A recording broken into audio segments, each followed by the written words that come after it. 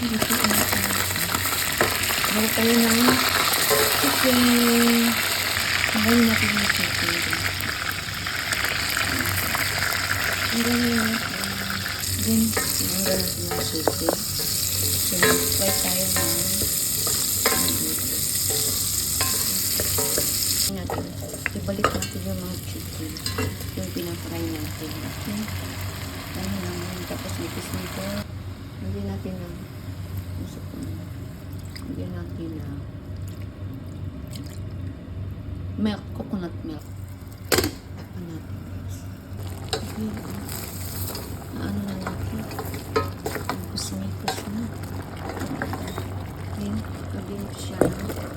Carrots.